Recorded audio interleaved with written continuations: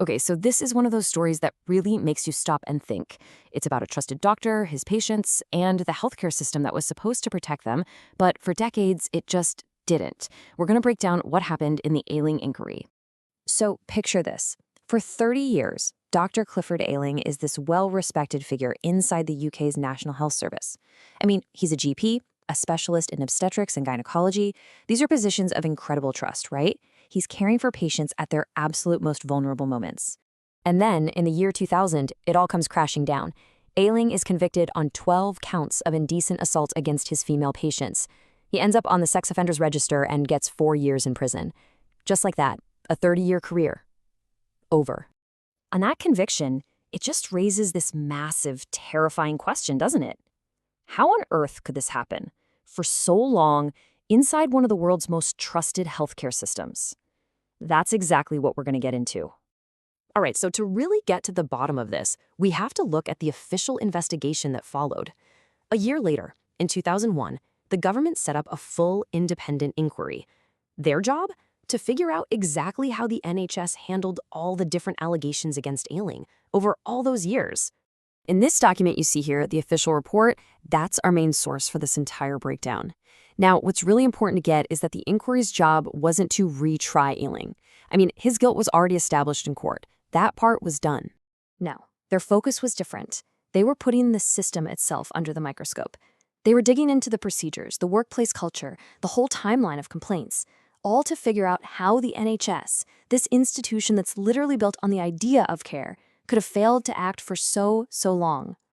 And what they found? Well, it was a really disturbing pattern of warnings, a whole trail of red flags that went back almost to the very beginning of Ayling's career in East Kent.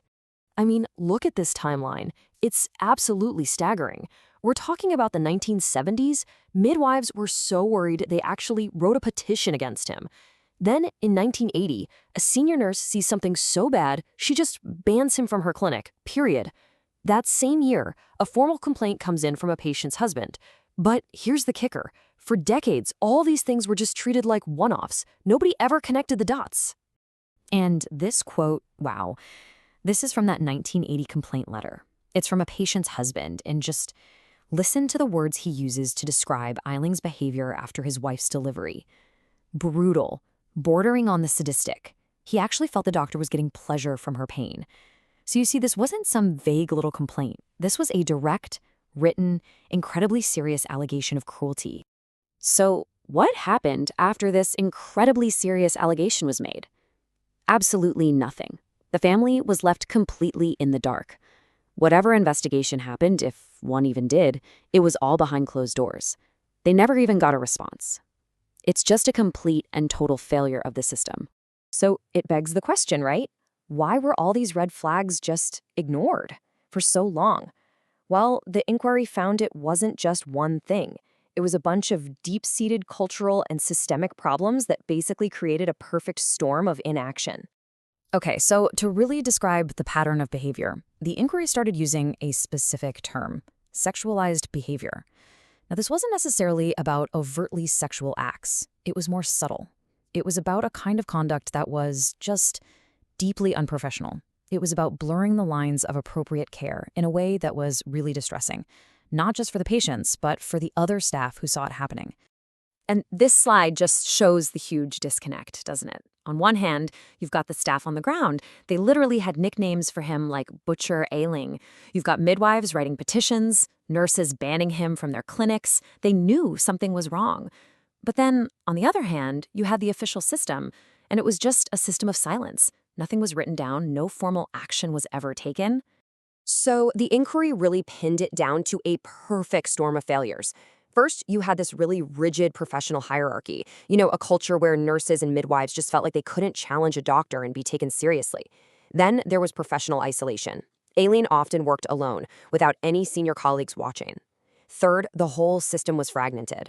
Information just wasn't shared between the hospitals and the people managing the GPs. And maybe the biggest one, everything was handled with these informal chats instead of proper, documented investigations. So, of course, no paper trail was ever created. You could never see the pattern. But look, the point of the inquiry wasn't just to point fingers about what went wrong in the past. It was about figuring out how to build a safer future, and that led to some really crucial recommendations. The report basically laid out a 4-step roadmap for change. Step 1, define and recognize the problem. Give the sexualized behavior an official name so it can't just be brushed off. Step 2, empower patients. Give them real, independent support services to help them make these sensitive complaints. Step 3, accountability. You have to create a paper trail, which means every single complaint goes on a doctor's permanent file. That's how you spot a pattern. And finally, step 4, mandate chaperones. A real formal policy with trained staff where the patient's choice is the most important thing.